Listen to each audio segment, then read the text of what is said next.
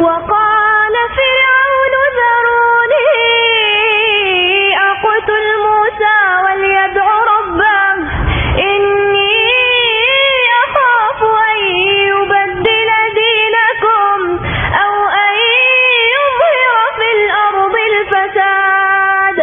وقال موسى إني عذت بربي وربكم من كل متكبر لا يؤمن بيوم الحساب. وقال رجل مؤمن من آل فرعون يكتم إيمانه أتقتلون رجلا أن يقول ربي الله وقد